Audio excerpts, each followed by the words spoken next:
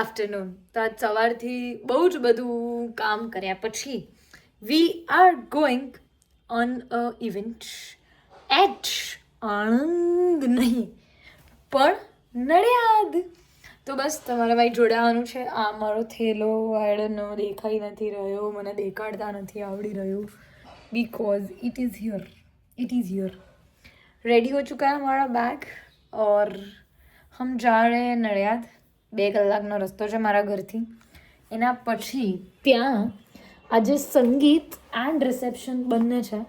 So we are going to host that, make them enjoy the event and then come back घर क्योंकि सोना है. तो चलो मारी जोड़े फटाफट लेट्स गो. हम जा रहे हैं हरमन को लेने.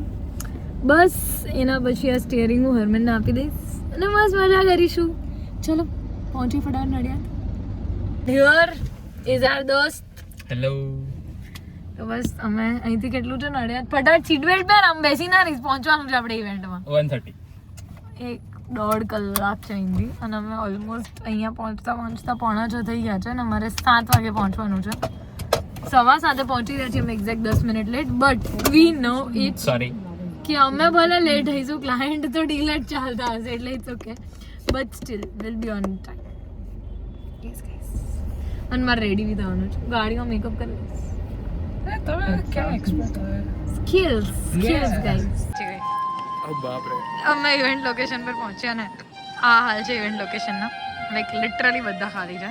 આ છે આપણો દોસ્ત હરમન, બધા ઓળખો જ છો સ્ટીલ. મારા હાથ દેખાય છે, મેં પ્રોપર જમી લીધું.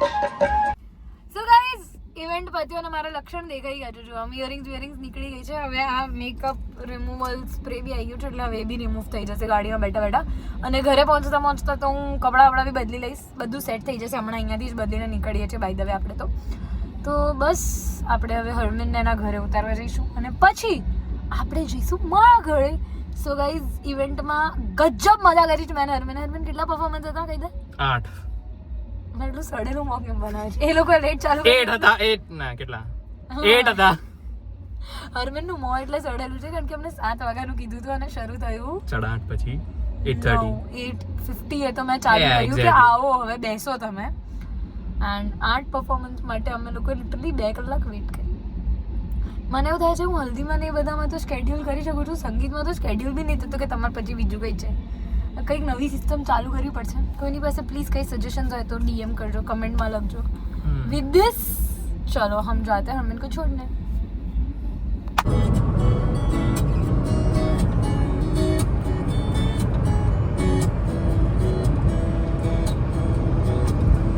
With this song काट के सारे झाड़ वाड़ मकान बना लिया खेत में, सीमेंट बिछा कर जमीन सजा मार.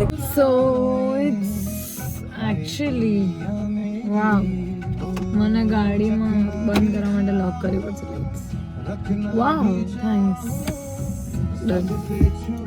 અરે ભાઈ ચાલુ થા, મારે જોઈએ છે તું લે.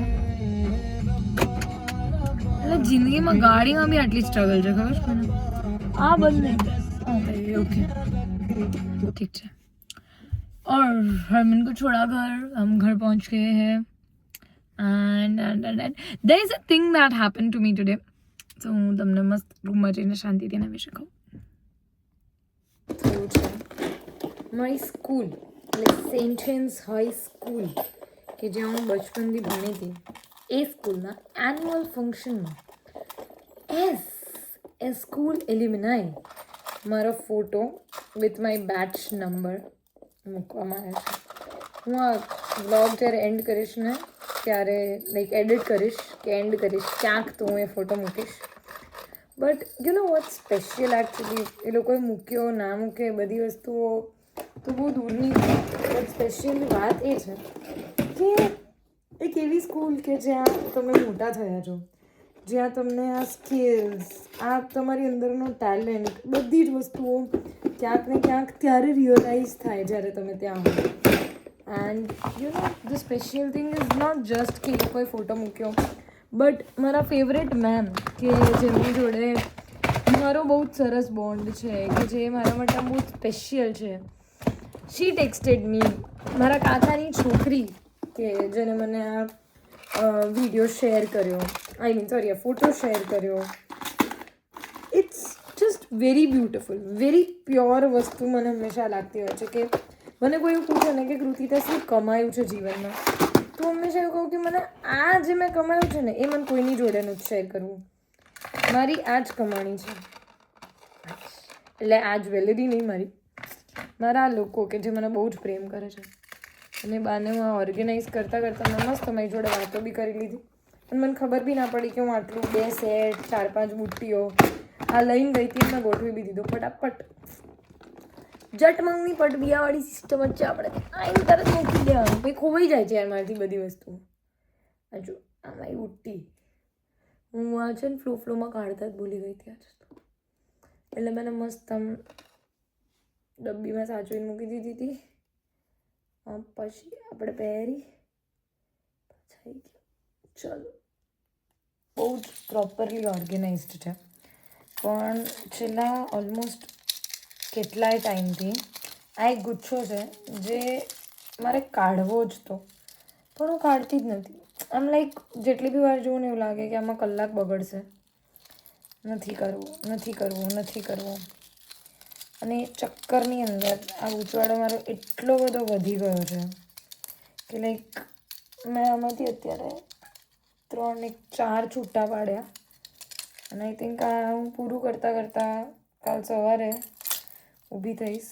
બટ મેં આજે નક્કી કર્યું છે રાતના 12:30 વાગે કે અગર આ મારાથી સોલ્વ નહીં થાય ને તો હું સૂઈશ જ નહીં. બટ હું અગર તમને આ એકવાર મારાથી સોલ્વ થઈ જાય ને અને પછી મીન વાઇલ ધીસ હું તમને બતાવું ખાલી મારી જ્વેલરી કેટલી ઓર્ગેનાઇઝડ છે ને, બધી જ વસ્તુઓ. સો લાઈક આ મારા હાથમાં જ છે સ્ટીલ. આ મારું જ્વેલરીનું સેક્શન છે લિટરલી આ. અને આ 4 જે મેં છૂટા પાડ્યા. અને રાતના 12:30 વાગે જ્યારે હું આ લઈને બી નથી ગઈ સ્ટીલ મને આ દેખાઈ ગયું મારી આંખની સામે અને મને એવું રિયલાઇઝ થયું કે ધીસ ઇઝ રોંગ કૃતિ. બધું જ આટલું ગોઠવાયેલું છે. આમાંથી બી પછી કંઈક તૂટી જશે ને મારો જીવ બળશે.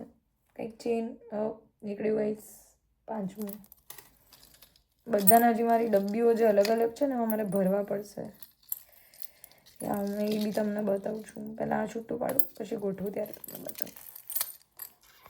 મારાથી આખા દિવસમાં છે ને જે કામ કરાવું એને કરી દઉં. બટ જ્યારે હું મારા રૂબી યલો લાઇટ કરીને મસ્ત પગ લાંબા કરીને બેઠ્યો હોય ત્યારે મને નહીં બોલાવાની યાર. મારા દિવસમાં મેં શું કર્યું, શું રહી ગયું, મારા ટુ ડુ લિસ્ટમાં કેટલી વસ્તુઓ બાકી છે, આ બધી જ વસ્તુઓ રિવિઝિટ કરું. ભગવાનને થેન્ક યુ કહું, મારા આજુબાજુના લોકોને થેન્ક યુ કહું અને પછી બસ 2 હાથ જોડી આ હાથ આંખ પર ફેરવું અને સૂઈ જાઉં. બસ મારો favourite end of the day. કંઈ નહીં, હેર એન્ડ સાથે બ્લોગને બી એન્ડ કરું છું. મળીએ નેક્સ્ટ ફ્રાઈડે. Good night.